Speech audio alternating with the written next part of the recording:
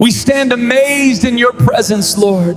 Your grace is overwhelming, and we give you all the praise. Marcus Isaiah Thompson, age 34, worship leader for 12 years, 10,000 people watching. Your last Instagram post has 47,000 likes. Your worship album went platinum. Your name trended worldwide. But your private prayer life, 3 minutes a day, usually in the car, usually asking for more success. Today, God shows you who you actually worshipped, and it wasn't Him. You led millions into worship, but you never entered in yourself. You sang about surrender while clutching control. You preached about humility while craving the spotlight. You called people to bow before God while you bowed before the mirror. But I led worship. People encountered God through my music.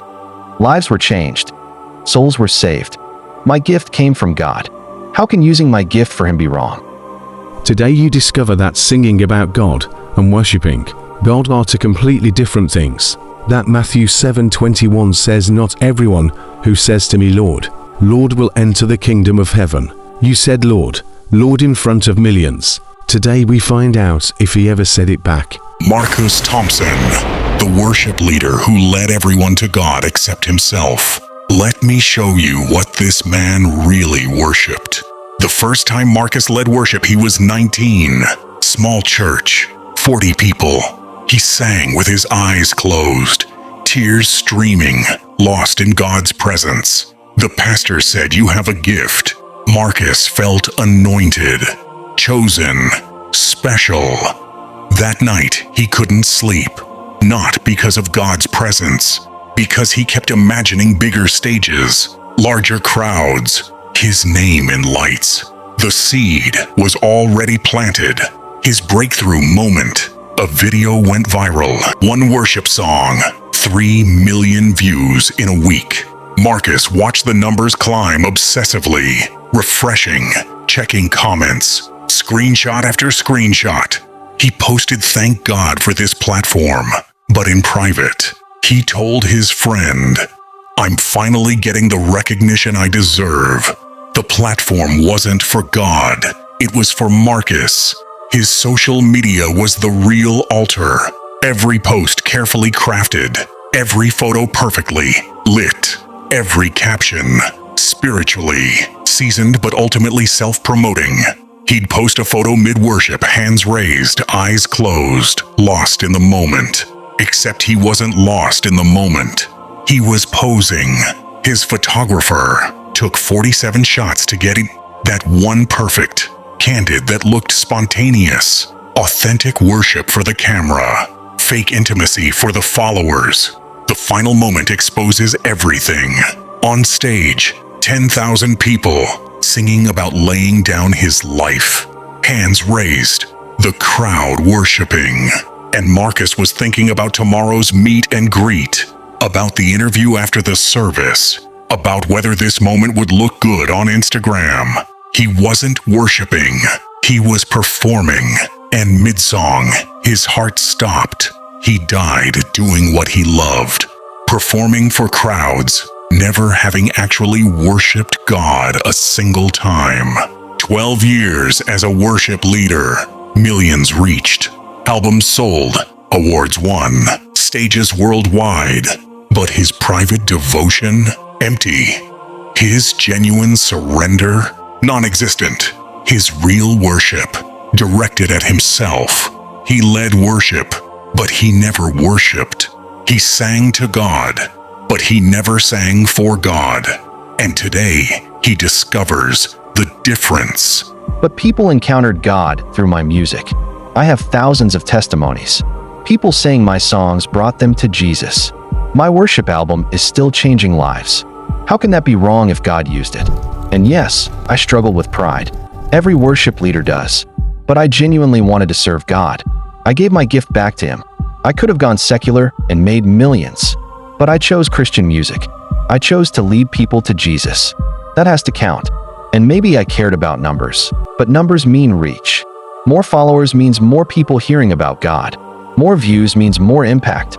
I was being strategic, using platforms for the kingdom. What's wrong with wanting to reach more people? And I did worship God. Maybe not perfectly, Maybe I got distracted sometimes, but I was sincere on stage. Those moments were real. The tears were real. The passion was real. You can't fake that. God knows my heart. He knows I loved him. 1 Corinthians 13 verse 1 says, if I speak in tongues of men or angels, but have not love, I'm just a noisy gong. But I did have love. For God, for people, for worship. My music blessed millions. That's fruit.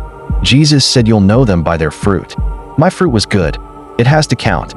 Marcus, stop. Stop hiding behind fruit. Stop using impact as evidence of intimacy. Today I show you what I actually saw. You quoted 1 Corinthians 13:1. Let me finish it for you.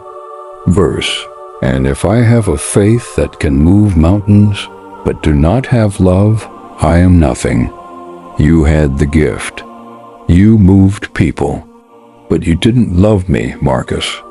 You loved what I could do for your career. But the fruit. Matthew 7:20-23. Many will say to me on that day, Lord, Lord, did we not prophesy in your name and in your name drive out demons and in your name perform many miracles? Then I will tell them plainly, I never knew you. Away from me, you evildoers. You prophesied in my name. You led worship in my name. You moved crowds in my name. But I never knew you, because you never wanted to know me. You wanted to use me. Let me show you what real worship looks like. John 4:23-24. True worshipers will worship the Father in spirit and in truth, for they are the kind of worshipers the Father seeks. In spirit, from the heart. In truth, without performance, without audience, without camera. You worshiped in performance, never in spirit, never in truth. 3 minutes a day. That's what you gave me in private. 3 minutes. Usually distracted. Usually checking your phone mid-prayer. You'd pray, God, bless my platform while scrolling Instagram to see who was getting more engagement than you. You'd pray, God, use my voice while practicing runs in the mirror, admiring yourself, worshiping yourself. Every song you sang, you were thinking about the crowd. Every prayer you prayed publicly, you were aware of who was listening. Every moment of apparent surrender was calculated for maximum impact. Matthew 6:5 warns about this. When you pray, do not be like the hypocrites, for they love to pray standing in the synagogues and on the street corners to be seen by others. You prayed to be seen. You worshipped to be praised. You led worship to be followed. And the cruelest part? You were gifted, genuinely gifted. I gave you that voice, that musicality, that ability to move people. And you took my gift and made it about yourself. You turned my anointing into your brand. You monetized my presence. You built a career on my name while ignoring my heart. The fate of a worship leader who worshiped fame more than God is this. Matthew 7:23. I never knew you. Away from me. You're not rejected because you were imperfect. You're rejected because you were fake. You led millions to me but never came yourself. You sang my name but never loved my presence. You performed worship but never actually worshipped. And I don't accept performance. I never did. I wanted you, the real you, in private, broken, surrendered, without the lights, without the crowd, without the camera. Just you and me. And you never came. So now when you come, I say what I've always said. I never knew you because you never wanted to be known. You only wanted to be seen.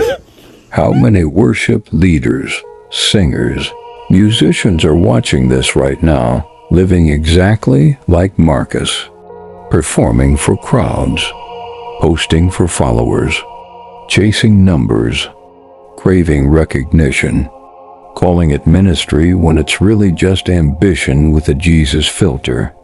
I don't need your performance. I need your heart.